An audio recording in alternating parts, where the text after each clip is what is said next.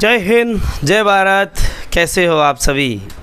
लेकर आए हैं एक नए लेक्चर की और उपचयन और अपचयन अभिक्रिया की ओर हम लोग बढ़ रहे हैं। पिछले कुछ लेक्चरों में छोटे छोटे जो लेक्चर थे, ज़्यादा बड़े भी नहीं थे, शायद आधे घंटे के भी नहीं थे, 20 मिनट, 15 मिनट, 10 मिनट ऐसे ऐसे लेक्चर थे। उसमें हम लोगों ने छोटी छोटी अभिक्रियाएँ सीखी थी। अभी 2-3 अभिक्रियाएँ और रह गई है, फिर चैप्टर समाप्त होने वाला है। तो आज हम जो सीखेंगे इस लेक्चर में वो क्या होगा? अपचयन और उपचयन अभिक्रिया। क्या है भाई? अपचयन एवं उपचयन अभिक्रिया क्या होती है? अपचयन उपचयन अभिक्रिया पहले मैं अपनी देसी भाषा में समझा देता हूँ, फिर आपको इस वैज्ञानिक भाषा में समझाऊँगा, फिर आप उसे अपनी विदेशी भाषा में समझ लेना है। जो आपके दिमाग की भाषा होती है वो विदेशी भाषा ही तो होगी ना आपके दिमाग की। हाँ, तो चलो समझते हैं थोड़ा देसी भाषा के अंदर क्या है उपचयन और अपचयन। समझेंगे क्या? उपचयन और अपचयन। ओके, उपचयन उपचयन और अपचयन।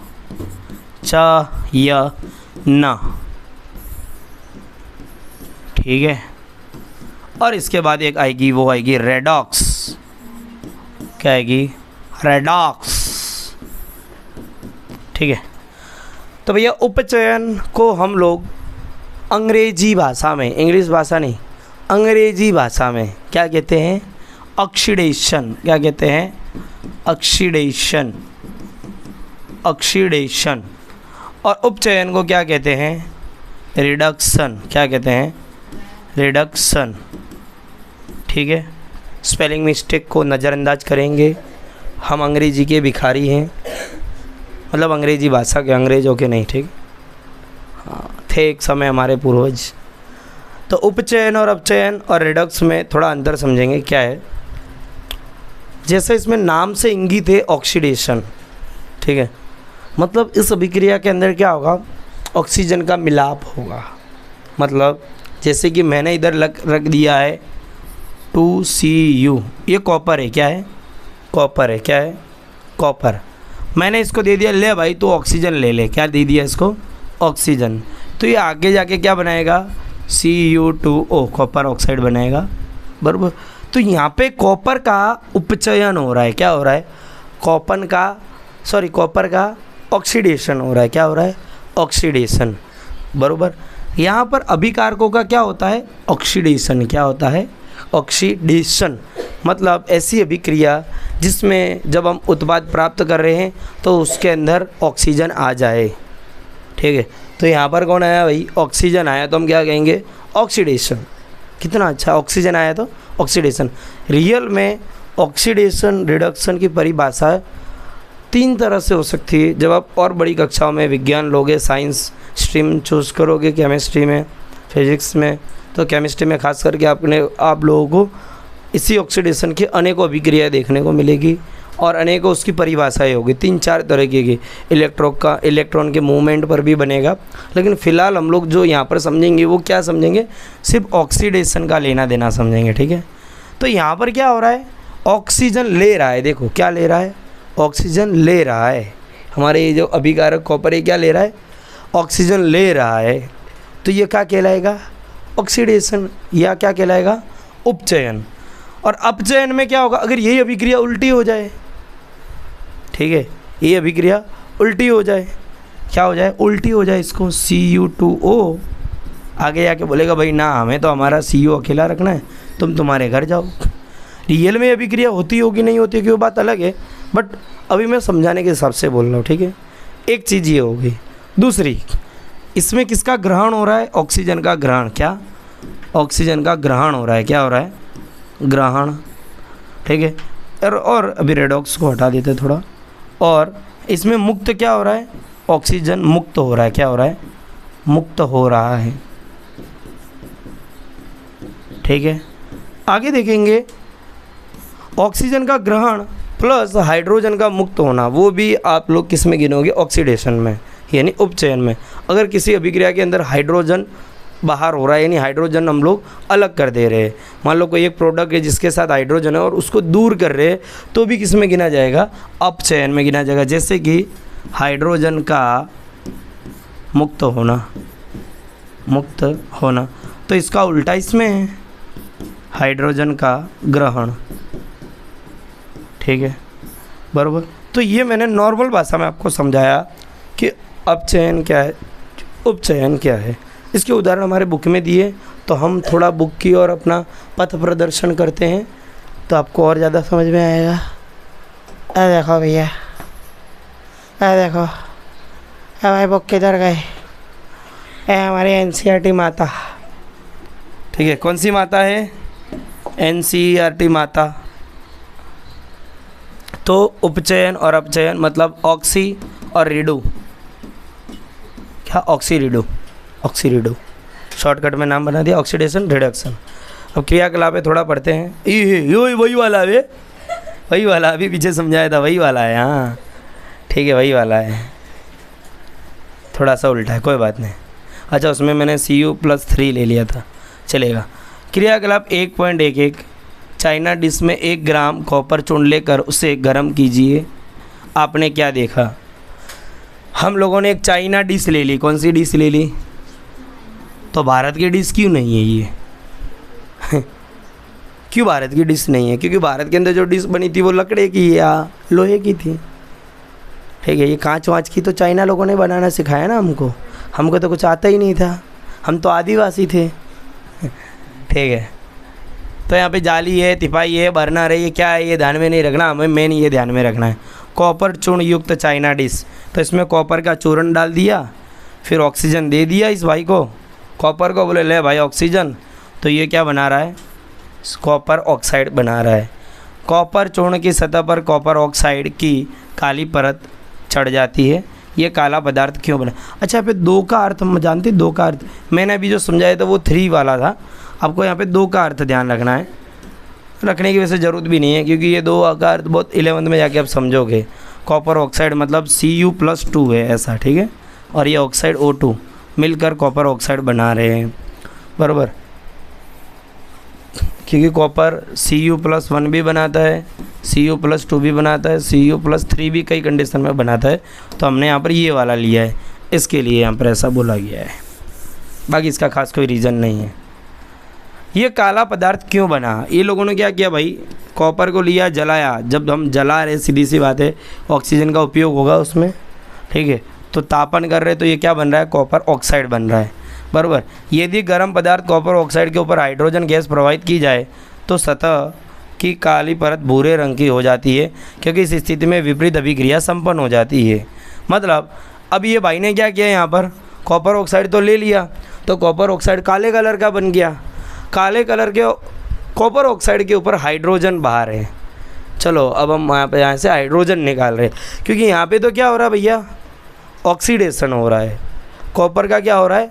ऑक्सीडेशन हो रहा है। अब इसी को हाइड्रोजन देकर हम इसका रिडक्शन करवा रहे हैं, यानी अपचयन भी करवाएंगे।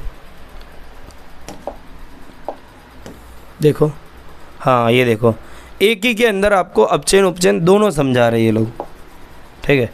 तो यहाँ पर ये कॉपर ऑक्साइड है, हमने यहाँ पर कॉपर ऑक्साइड ले लिया, ठीक है।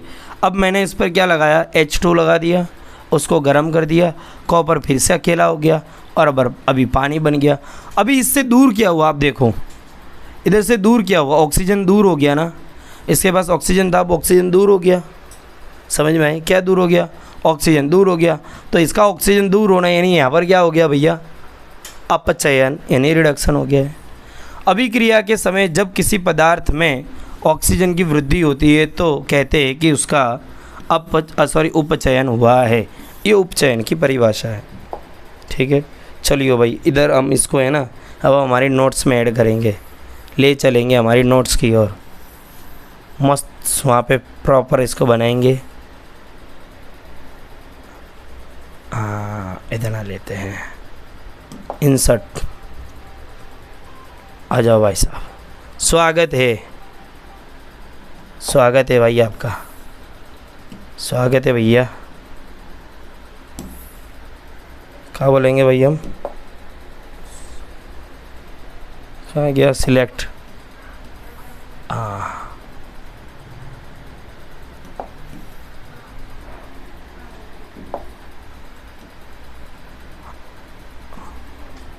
देखिए भाई,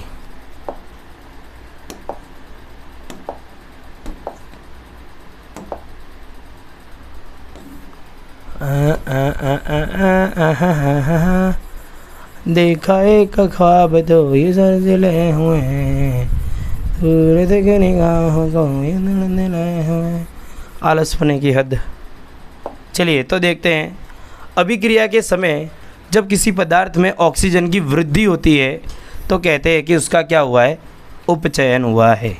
ऑक्सीजन की वृद्धि हो रही है तो क्या हो रहा है, उपचयन यानी ऑक्सीडेशन। बस इतना सा तो है।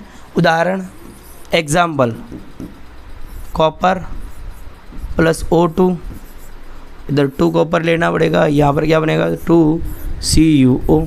ठीक है, ये किसका उदाहरण है भाई, उपचयन का। आप ऐसा लिखोगे, जब कॉपर को जलाते हैं या गर्म करते हैं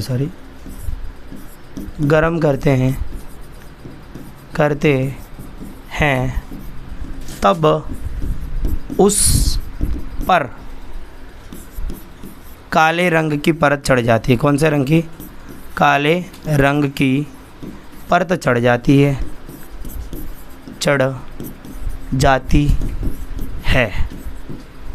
ठीक है, अतः वहाँ पर क्या बना है, CuO यानी कॉपर ऑक्साइड। ठीक है, कॉपर ऑक्साइड बन गया है।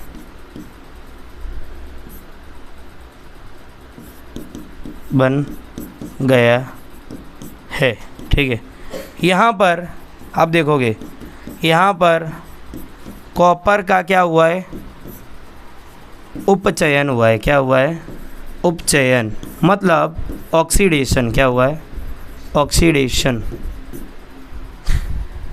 हाय हाँ, उपचयन हुआ है। हो गया, देख लो कितना अच्छा है। देखो, परिभाषा भी मिल गई, समीकरण भी मिल गया उदाहरण के साथ, उसका प्रॉपर एक्सप्लेनेशन। 2 मार्क्स, पूरे के पूरे 2 मार्क्स मिलते हैं। ठीक है, या ऐसा भी आ जावे, यह अभिक्रिया दे दियो, पूछ लेवे इसमें कौन सी अभिक्रिया हो रही है, ऑक्सीडेशन हो रहा है, उपचयन हो रहा है, अपचयन हो रहा है। तो यहाँ पे क्या, उपचयन हुआ है। क्या हुआ, उपचयन। इसका क्वेश्चन क्या बनेगा, उपचयन की परिभाषा देकर उदाहरण सहित समझाओ, या उपचयन अर्थात क्या, उदाहरण सहित समझाओ। ऐसा इसका प्रश्न बन सकता है। अब हम देखते हैं इसका अपचयन। क्या देखते हैं भाई, अपचयन। देखा एक ख्वाब तो ये सर सिले हुए, दूरी तक निगाहों में। फिर से आलसपने के एतबार करेंगे। हाँ,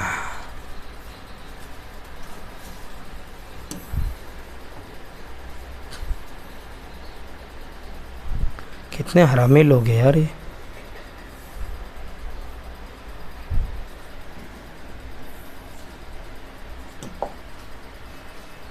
चलिए भाई, अब आप यहाँ पे क्वेश्चन क्या बनाओगे, उपचयन अर्थात क्या, परिभाषा देकर समझाओ।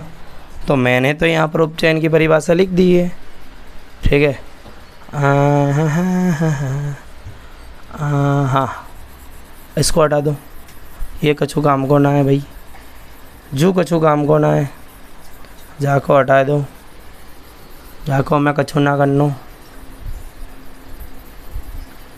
ठीक है यार, ये तो मैं काट भी तो सकता था ना यार, इसको काट भी तो सकते थे ना।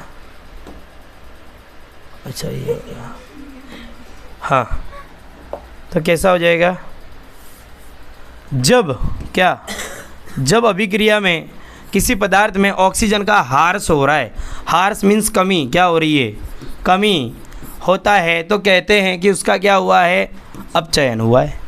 क्या हुआ है, अपचयन। पिछले वाले में क्या था, वृद्धि। क्या था, वृद्धि। जैसे कि उदाहरण स्वरूप मैं इधर एग्जाम्पल स्वरूप क्या लिखूँगा, कॉपर ऑक्साइड, क्या कॉपर ऑक्साइड, इसमें मैं क्या मिला दूंगा, हाइड्रोजन, मतलब इसके ऊपर से हवा ऐसे हाइड्रोजन गैस वहाँ से निकालूंगा, ठीक है। कॉपर ऑक्साइड अभी भी जो बना था। अब एग्जांपल यहाँ से लिख सकते, बुक वाले ने सब अलग अलग करके नहीं दिया होता है, हमें अलग अलग करके समझ कर लिखना पड़ता है। एग्ज़ाम में आएगा तो बुक के हिसाब से थोड़ी आएगा बुक के अंदर से, पर पूछेगा ऐसे, बताओ अपचयन अर्थात क्या, समझा दो। अब सोचो कि सर ने बताया तो था किताब पढ़ते समय, बच्चे ने पढ़ा तो था खड़े होकर, सर तो फ़ोन में बिजी थे, एक लड़के ने खड़ा होकर पढ़ा तो था, पर क्या था हमें नहीं पता। तो ऐसे होता है, copper oxide plus hydrogen gas. अब आगे जाके क्या होता है, ये दोनों भाई बहन निकल जाते हैं अलग, बोले हम तो हमारा अलग आशियाना बसाएंगे, तो H2O अलग हो जाता है, जल बन जाता है प्लस, और ये बेचारा कॉपर फिर से अकेला रह जाता है, बरोबर। तो यहाँ पर क्या हुई है, किसकी कमी हो रही है इस प्रोडक्ट से, मेन प्रोडक्ट से ऑक्सीजन का हर यानी कमी हो रही है, तो ये क्या कहलाएगा यहाँ पर, अपचयन मीन्स रिडक्शन, क्या कहलाएगा, रिडक्शन, क्या रिडक्शन, क्या रिडक्शन। समझ में आई बात, ठीक है। आपको ऐसा लिखना है, यहाँ पर यही वाली लाइन बना के लिख देनी है आपको, कैसे, कॉपर ऑक्साइड के ऊपर से हाइड्रोजन गैस प्रवाहित करने पर उसका कलर भूरा हो जाता है। ये कैसे कलर का था, काला, और ये भूरे कलर का हो जाता है, अर्थात वहाँ पर अब क्या बन गया भाई, कॉपर फिर से बन गया है, और ये यहाँ पर पानी मुक्त हो जाता है। खबर पड़ रही है, पता चल रहा है। चलिए आगे। अब यहाँ पे एक अभिक्रिया थी रेडॉक्स, बहुत अच्छी अभिक्रिया है। रेडॉक्स बड़ी इजी है, सबसे इजी थी रेडॉक्स, क्या रेडॉक्स। रेडॉक्स में क्या होता है, ऐसी अभिक्रिया जिसके अंदर ऑक्सीडेशन और रिडक्शन दोनों हो रहा है, मतलब उपचयन और अपचयन दोनों साथ में हो रहा है एक ही अभिक्रिया के अंदर, वो कौन सी कहलाएगी, रेडॉक्स अभिक्रिया। कौन सी कहलाएगी, रेडॉक्स। परिभाषा कैसे लिखेंगे, ऐसी अभिक्रिया, ऐसी, अरे भाई, ऐसी रासायनिक अभिक्रिया जिसमें